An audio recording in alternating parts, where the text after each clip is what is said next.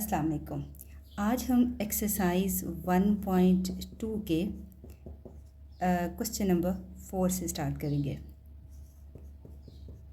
Question number 4 हमारे पास complex number की आपस में डिफरेंट किस्म के ऑपरेशन की वेरिफिकेशन के बारे में है। इसमें हमें तीन कम्प्लेक्स नंबर दिए गए हैं। Z1 हमारे पास है 2 + 5 आयोटा।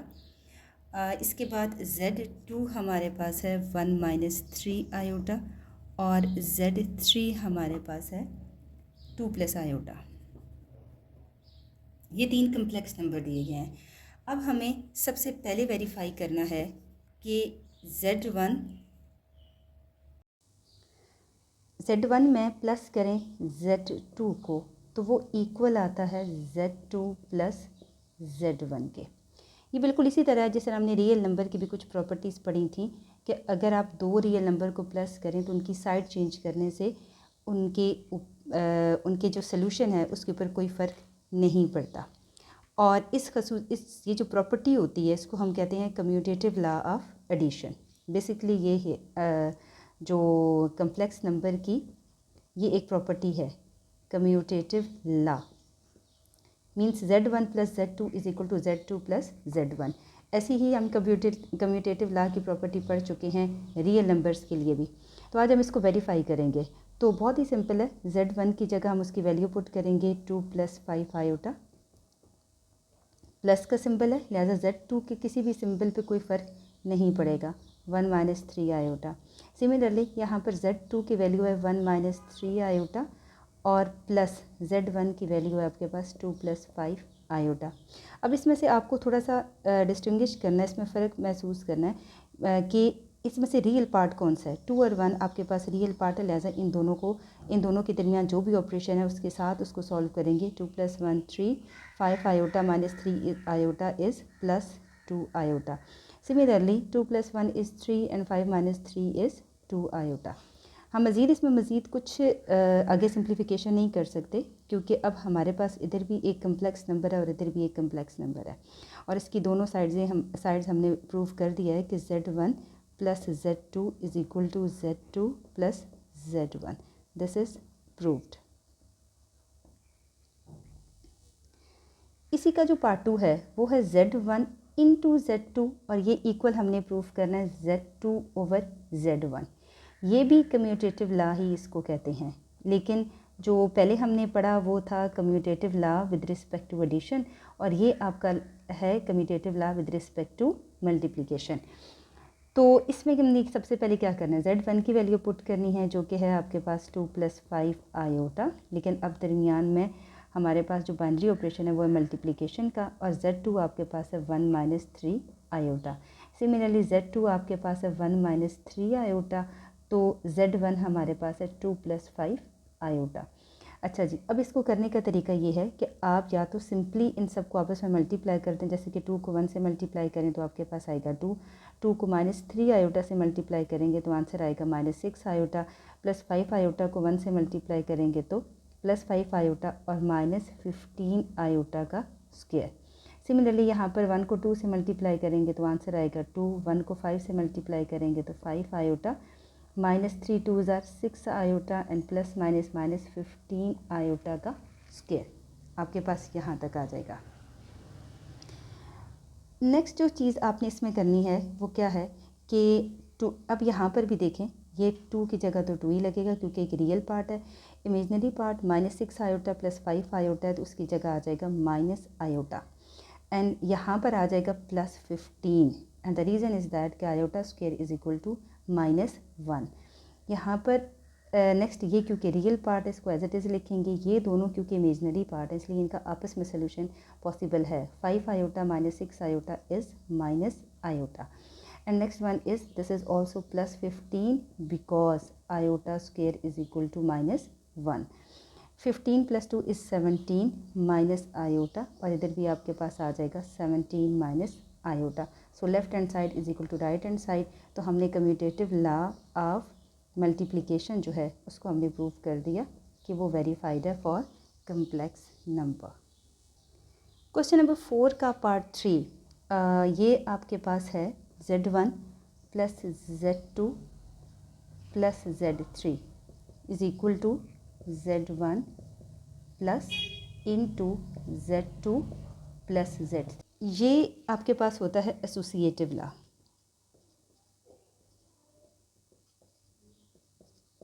और ये है associative law of addition. As it is इसको भी सॉल्व करना है, बस वैल्यूज़ पुट करनी है, वेरीफाई कर देना है कि ये इसके इक्वल है। यहाँ पर सबसे पहले हम फाइंड करेंगे Z1। Z1 की जगह हम पुट करेंगे 2 + 5 iota. Next is plus Z2 की जगह हम पुट करेंगे 1 - 3 आयोटा, प्लस Z3 की जगह हम पुट करेंगे 2 + आयोटा। सिमिलरली Z1 की जगह आपने यहाँ पर भी वैल्यू पुट करनी है, और यहाँ पर आपने क्या पुट कर देना है, नेक्स्ट है ब्रैकेट। तो एज इट इज़ इसको ब्रैकेट को ही लेके चलेंगे, और यहाँ पर 1 - 3 आयोटा प्लस 2 + आयोटा। हाँ, नेक्स्ट पहले इस ब्रैकेट को सॉल्व कर लेते हैं। तो इसके अंदर जो रियल पार्ट है वो है हमारे पास 2 और +1, तो ये आ जाएगा हमारे पास 3। इमेजनरी पार्ट है 5 - 3 आयोटा, तो वो आ जाएगा 2 आयोटा। सिमिलरली यहाँ पर लिखेंगे 2 + आयोटा एज इट इज़। अब क्योंकि ये स्टेप सॉल्व हो गया, इससे ज़्यादा इसने सॉल्व नहीं हुआ, इसलिए हम इसके इर्द गिर्द से ब्रैकेट को ख़त्म कर देंगे। यहाँ पर देखें लिखा हुआ है 2 + 5 आयोटा एज इट इज़ आएगा। यहाँ पर नेक्स्ट देखिए हम इसको सॉल्व करने जा रहे हैं, तो यहाँ पर 1 + 2 आपके पास 3 है, और -3 iota plus iota is -2 iota.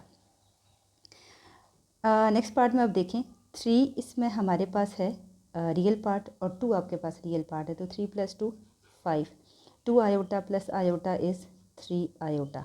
Similarly यहाँ पर 2 + 3 आपके पास आ जाएगा 5, और 5 आयोटा -2 आयोटा इज़ 3 आयोटा। एक और चीज़ आप लोग नोट करें कि जब हम दो कम्प्लेक्स नंबर को ऐड कर रहे हैं तो हमारा आंसर भी एक कम्प्लेक्स नंबर आ रहा है। सिमिलरली जब हम दो नंबर्स को मल्टीप्लाई कर रहे हैं तो तब भी हमारा आंसर भी क्या आ रहा है, एक कम्प्लेक्स नंबर ही आ रहा है। अभी देखिए हमने तीन कम्प्लेक्स नंबर को प्लस किया, तो तब भी हमारा आंसर एक कम्प्लेक्स नंबर ही आया है। तो ये भी एक इम्पॉर्टेंट यहाँ पर एक पॉइंट मिलता है कि addition of 2 complex number becomes a complex number, और इसी तरीके से मल्टीप्लिकेशन ऑफ 2 और more than 2 numbers are a complex number. Question number 4 का फोर्थ पार्ट हमें कुछ इस तरह से है कि आपने प्रूव करना है कि Z1 Z2 × Z3 ये इक्वल है आपके पास Z1 × Z2 Z3 के इक्वल है, राइट। अब इसमें अब ये भी कौन सी प्रॉपर्टी है, ये भी आपके पास प्रॉपर्टी है एसोसिएटिव लॉ है, लेकिन विद रिस्पेक्ट टू आपके पास कौन सा है, विद रिस्पेक्ट टू मल्टीप्लिकेशन, क्योंकि ऑपरेशन यहाँ पर कौन सा हो रहा है, मल्टीप्लिकेशन का हो रहा है। अब हम यहाँ पर देखें सबसे पहले Z1 और Z2 को मल्टीप्लाई करना है, तो अब हम करेंगे क्या, हम यहाँ सबसे पहले Z1 की वैल्यू लिखेंगे 2 + 5 आयोटा, और उसको हम मल्टीप्लाई करेंगे किससे, 1 - 3 आयोटा से।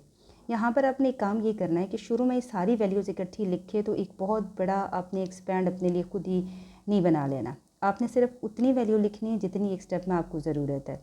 अभी इस स्टेप में हमें सिर्फ Z1 और Z2 को मल्टीप्लाई करना है, तो सिर्फ Z1 और Z2 की वैल्यू लिखनी है, Z3 का नाम नीचे एज इट इज़ लिख लेना है।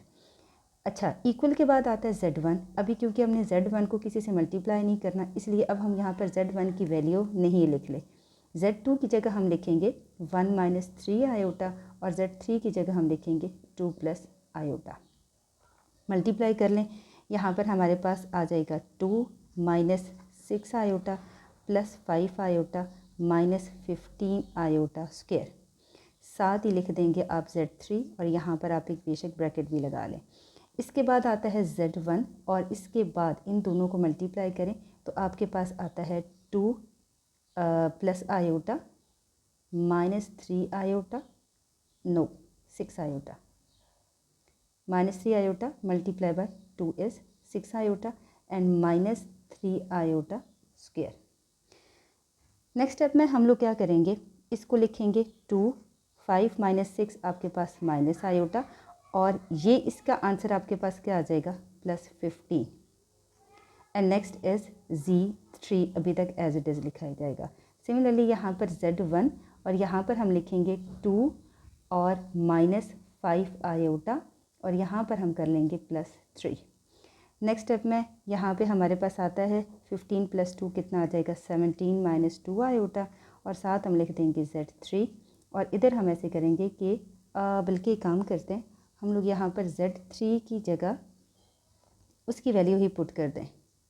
Z3 की जगह अगर हम उसकी वैल्यू पुट कर दें तो वो आ जाएगी 2 + आयोटा। सिमिलरली Z1 की जगह हम लिखेंगे यहाँ पर 2 + 5 आयोटा, और यहाँ पर 3 + 2 कितना लिखेंगे 5 - 5 आयोटा। नेक्स्ट स्टेप में देखिए यहाँ पर 17 को 2 से मल्टीप्लाई करेंगे तो ये आ जाएगा 34 plus 17 iota -2 iota iota square. Next one is 10, 2 5s are 10 -10 iota plus 25 iota -25 iota square. 34 की जगह हम 34 ही लिखेंगे। 17 में से 2 प्लस करेंगे तो आपके पास आएगा 15 आयोटा। और यहाँ पर आयोटा स्क्वायर सिंपल एक काम करता है, और वो क्या काम करता है कि आपका साइन चेंज कर देता है। यानी ये माइनस है तो क्या हो जाएगा प्लस, आयोटा स्क्वायर की जगह 1। यहाँ पर आ जाएगा 10, यहाँ पर आ जाएगा 15 iota, and next one is plus 25। And the final step is 34 + 1 is 35 plus 15 iota, and here is also 25 + 10 is 35 plus 15 iota.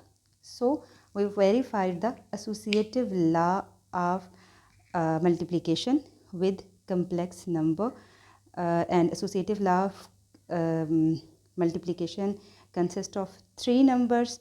और जब आप इन तीनों नंबर्स को मल्टीप्लाई करते हैं, और आप जिस तरह भी उनको मल्टीप्लाई कर लें, उनका जो आंसर है वो क्या रहता है, सेम रहता है। क्वेश्चन नंबर 4 का जो लास्ट पार्ट है यानी कि 5th पार्ट, ये बड़ा ही इंटरेस्टिंग है। ये हमें कहता है कि Z1 में अगर आप प्लस करते हैं -Z1 तो आपका आंसर आता है ये इक्वल है -Z1 + Z1 के, और ये सारी टर्म इक्वल क्या है 0 के। अब ज़रा सोचें, कहीं ना कहीं ये चीज़ देखी है, समझी है, पढ़ी भी है कि हम कहाँ पर करते थे कि Z1 में प्लस करें ऐसा वैल्यू कि जो हमारे पास क्या है 0 आए। अब ये 0 क्या था, 0 है हमारे पास एडिटिव आइडेंटिटी। 0 आपके पास होती है, 0 इज़ एडिटिव आइडेंटिटी। ये 0 कैसे होती है हमारे पास, एडिटिव आइडेंटिटी कैसे होती है, कुछ अंदाज़ा है, कुछ सोच है, जहन में कुछ आया?